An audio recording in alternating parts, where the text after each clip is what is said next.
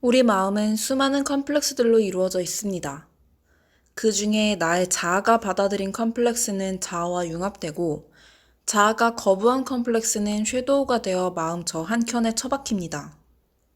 이 영상은 구스타프 융의 책인 영혼의 지도에 대한 이해를 바탕으로 만들었으며, 저는 컴플렉스들 중에 하나인 자아를 구성하고 있는 요소들을 멤버들이라고 파악했습니다. 푸른 초원에 시체가 가득합니다. 전쟁이 한번 지나간 참혹한 현장입니다. 사건이 일어난 지는 얼마 되지 않은 듯 아직도 연기가 피어오르고 있습니다. 진이는 화살에 뚫려 자신의 앞에 처박힌 비둘기를 보고 망연자실이 있습니다. 아마도 비둘기는 희망의 존재를 알아보기 위해 날린 새였을 것입니다.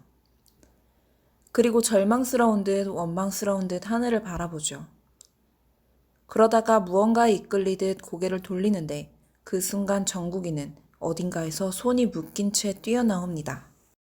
우리의 마음은 매일 전쟁을 합니다. 어릴 때 우리는 나의 자아의 보편성과 특수성을 분별하지 못합니다. 그러나 어느 순간 이 부분은 사회적으로 용인되기 힘든 독특함이라는 것을 인지하기 시작하면서부터 내적 갈등이 시작됩니다. 무난하게 튀지 않는 것을 요구하는 사회에서 우리는 점점 그렇게 변해가지만 여전히 나의 마음에는 밖으로 내보이기엔 조금 겁나는 무언가들이 있습니다. 나의 마음은 나의 페르소나에게 조금 더 힘을 싣고 있었습니다. 편하게, 그리고 다른 사람들과 어울려서 잘 살아가기 위해서는 당연히 자아가 사회적, 문화적 교육을 통해 단단해진 그 페르소나 부분이 강해야만 합니다. 그래서 나의 마음은 가장 강한 부분인 자유의지를 페르소나의 마을에 잡아 가뒀습니다. 자유의지가 다른 곳으로 가버려서 페르소나가 아닌 부분이 드러나게 되면 안 되니까요. 그러나 나는 이미 내가 스스로 만들어낸 나에게만 집중하는 것만이 나 자신이 아니라는 것을 인지하고 있습니다. 그리고 점점 힘들죠. 사회적 틀에 나를 맞추는 게요. 그래서 나의 자유의지인 정국이는 나의 마음의 갈등으로 페르소나가 약해진 틈을 타 탈출합니다. 그러나 말 그대로 내 마음이 인지하기도 전에 나도 모르게 밖으로 삐쳐나와 버린 것이라 정국이는 여전히 묶인 채 도망쳐야만 하는 신세입니다. 나의 마음이 정신을 차리고 결국 사회적 틀에 나를 맞추는 게 맞다는 결론을 내리면 언제든 끌려가야 하니까요. 그리고 자유의지가 도망쳤다는 것 자체에서 나의 마음은 이미 혼란과 죄책감을 느끼고 있으니까요. 그러나 나 자신이라는 것에 대한 전체적 인정 욕구는 올라가기 시작했습니다. 나는 매일 내가 이렇게까지 저기에 맞춰서 살아야 해? 이건 내가 아닌데 라는 마음이 듭니다. 지민이도 역시 에고 중 하나입니다. 영화 인사이드 아웃이나 웹툰 유미의 세포들을 생각하면 조금 더 쉽게 이해할 수 있을 듯 합니다. 우리의 마음을 구성하고 있는 부분 중 하나죠.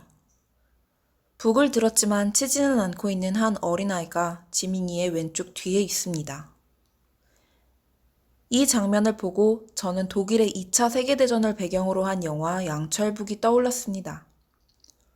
영화는 2차 세계대전에서 나치가 말살하려고 했던 나와 다른 사람들에 대한 이야기를 합니다. 보편성이라는 것이 무기가 되어 특별한 것들을 틀린 것으로 치부하며 청소하려 했던 이야기입니다. 주인공인 오스카는 양철북을 자신의 분신으로, 자신의 표현으로 들고 다닙니다. 영화는 굉장히 많은 내용을 담고 있으니 한번 보시는 것을 추천드립니다. 어쨌든 지민이 뒤에 앉은 아이는 북을 치지 않습니다. 많은 북을 치던 사람들이 이미 어딘가로 사라진 듯 지민이의 오른편에는 북이 쌓여 있습니다.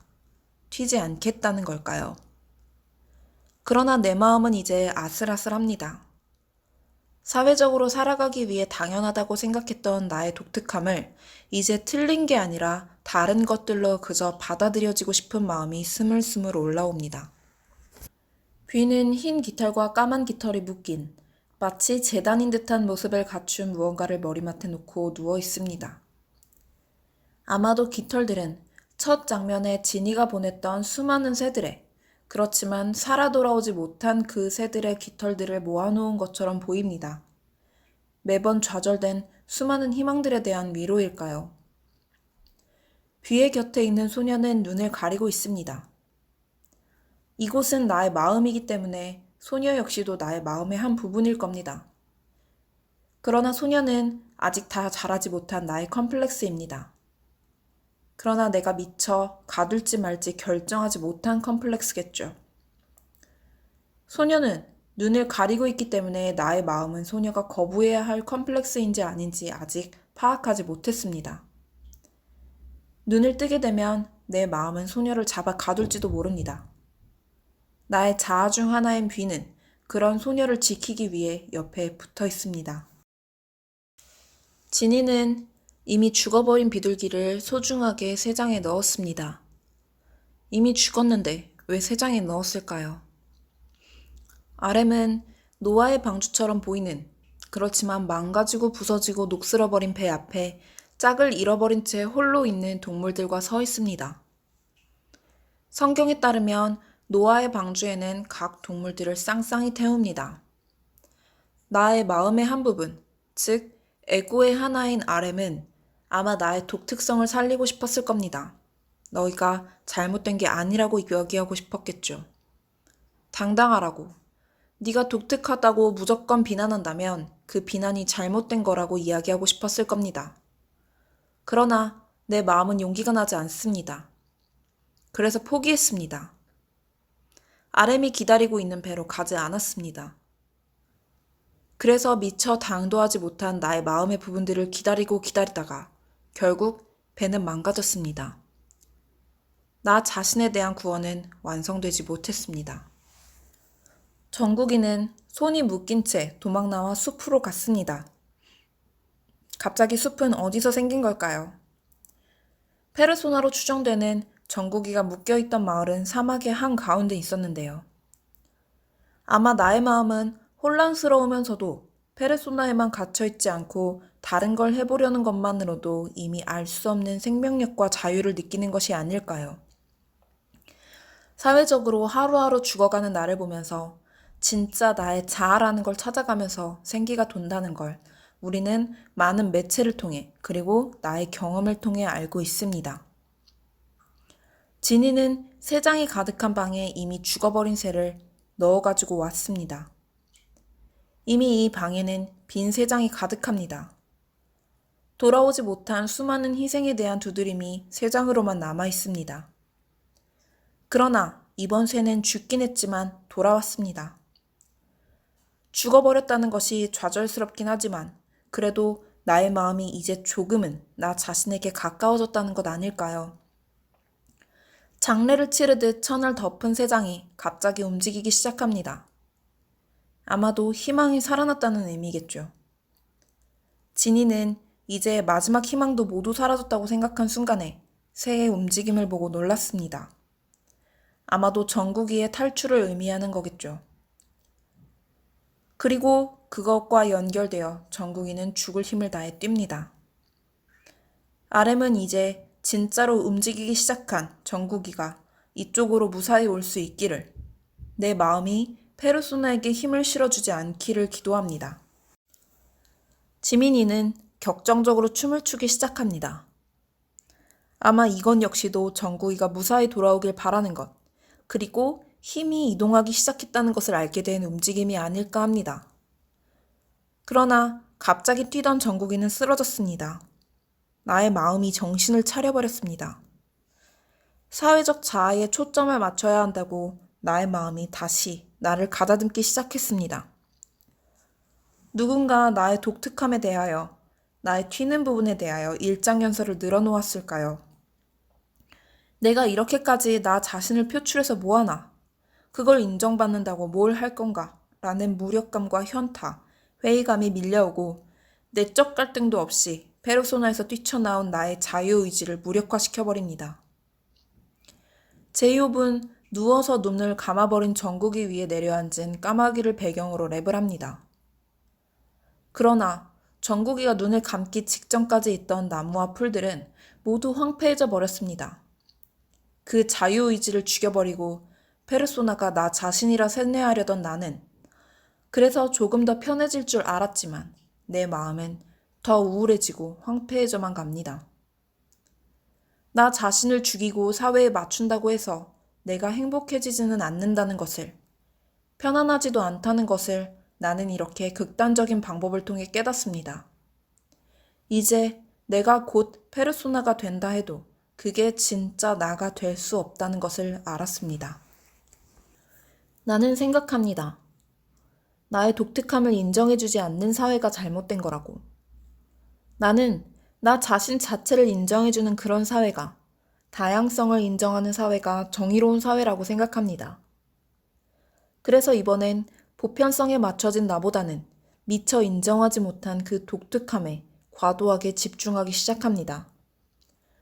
그래서 에고가 받아들이지 못하고 거부한 컴플렉스인 섀도우, 곧 슈가가 각성을 시작했습니다.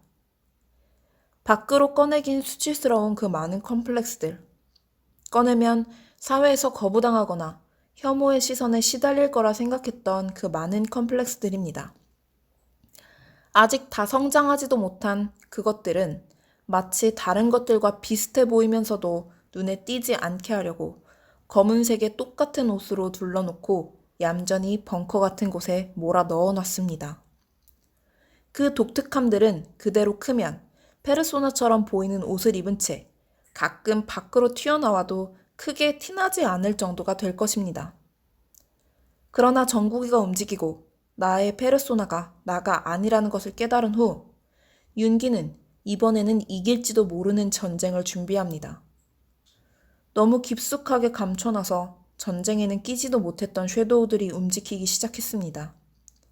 그리고 그 벙커 안에 갇히진 않았으나 어쨌든 연결되어 있던 소녀 역시도 벌떡 일어납니다. 그런 소녀의 움직임에 놀라 비도 함께 일어납니다. 소녀는 가려진 눈으로 벽을 바라보고 있습니다. 아마 눈을 떴다면 시선의 방향이었을 그곳을 비도 함께 바라봅니다. 지민이와 함께 있던 소녀는 북을 치기 시작합니다. 나는 나 자신을 표현하기 위한 나만의 독특성에 과도하게 집중하기 시작했습니다.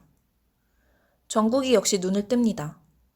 나의 마음은 섀도우에 자유의지를 주기로 결정했습니다. 벽이 열립니다. 그런데 그 벽은 굉장히 정교하게 만들어져 있습니다. 틈새와 연결 부위가 굉장히 인위적입니다. 나와 나를 둘러싼 사회는 인위적인 선을 만들어 나의 마음의 선을 정해 놓았습니다.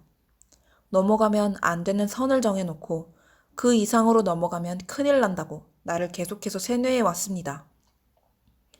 소녀의 안대를 벗기자 소녀의 눈동자가 나타납니다. 저 밖은 위험한 곳이라고 알고 있으니 귀는 소녀를 끝까지 지키기 위해 소녀의 손을 꼭 잡습니다. 정국이가 살아나고 숲이 다시 우거집니다. 물도 생겼습니다. 나의 마음은 생명력을 얻기 시작했습니다. 행복해지기 시작했습니다. 나는 확신하기 시작합니다. 내가 생기를 얻기 시작했으니까요. 그동안 억압되어 왔던 나 말고 이렇게 나 자신에게 집중하는 게 나에게 맞는 거라 생각합니다.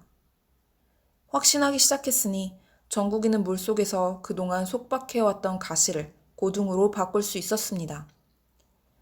그리고 같은 순간 진이는 새를 저 밖으로 다시 날립니다. 나의 에고들은 나 자신으로 살아갈 수 있는 희망을 얻었습니다. 정국이는 고둥을 불면서 자신의 살아있음과 함께 전쟁을 선포합니다. 그렇게 하늘은 어두워집니다.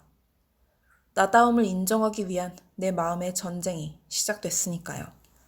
사람들은 보통 억압되어 살다가 나 자신을 드러내기로 마음먹으면서 너무 과하게 몰입한 나머지 섀도우의 극단으로 치달아갑니다. 보통 뱀에 꼬인 상태라는 말 혹은 중2병 정도를 이해하면 될 듯 합니다. 고슴도치처럼 나에게 이야기하는 모든 것이 나를 억압하고 나를 부정하는 것처럼 들리는 상태가 됩니다. 섀도우가 오히려 보편성으로 나를 지배하면서 나의 독특한 다른 것들까지 모두 지배해버린, 그러니까 사회적인 자아가 페르소나라면 사회적인 것들을 거부하는 모든 것으로 나를 지배해버린 섀도우로 내가 재탄생합니다. 섀도우의 전쟁은 페르소나의 전쟁과는 다릅니다. 페르소나는 특수성을 억압했을 뿐이었지만 섀도우는 내 마음의 모든 것을 파괴합니다. 모두 불바다로 만들어 멸망시켜버립니다. 무언가의 반발심이라는 것에 집중했다가 나까지 힘들어지는 경험은 아마 모두 가지고 있을 것입니다. 부모님께 저항하느라 부모님이 하시는 말씀의 내용과 의도에 상관없이 무조건 화부터 내는 상태, 심지어 부모님의 마음과 의도를 알면서도요. 모두 멸망하면서 나는 다시 한 번 더 극단적인 방법을 통해 깨닫습니다. 무조건 내가 숨겨놓기만 했던 것에 대한 반작용으로 그것을 드러내기만 한다고 해서 내가 행복하거나 나의 마음이 편안한 것도 아니라는 것을요. 이런 상황이 너무 오래 지속되면 사회성이 결여된 인간, 히키코모리, 키보드 워리어, 방구석 여포 같은 것들이 되게 되겠죠. 악만이 남은 상태입니다. 다시금 각성한 내가 이젠 페르소나만도 섀도우만도 아닌 상태, 양극단으로 치닫지 않고 적절한 균형점을 찾아갑니다. 내가 진짜 행복한 상태, 드러낼 건 드러내고 감출 건 감출 수 있는 그런 상태로 나아가기 시작합니다. 이것을 융은 저서에서 셀프, 즉 자기와 개성화의 상태라고 설명합니다. 빈 땅에 드디어 나무가 자라기 시작합니다. 자유의지인 정국이가 이 균형점으로 모인 에고들을 찾아왔습니다. 푸르른 풀들이 자라기 시작하고 생명력이 자라납니다. 내가 나다움을 인정하는 것, 그리고 그것에 자신감을 갖는 것입니다. 더 높은 곳으로 가기 위해 RM은 에고들을 이끌고 선 밖으로 나아가기 시작합니다. 그 높은 곳에 가서 내 마음의 더 먼 곳까지 볼 수 있습니다. 내 마음에 대한 시야가 훨씬 넓어집니다. 평화를 상징하는, 그리고 멤버들을 상징하는 비둘기 7마리가 날아갑니다. 나의 마음은 평화를 얻었습니다.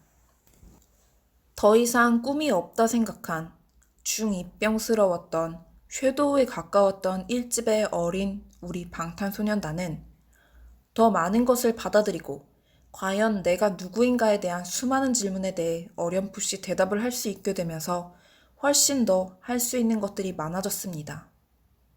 이제 진정한 나의 시작입니다.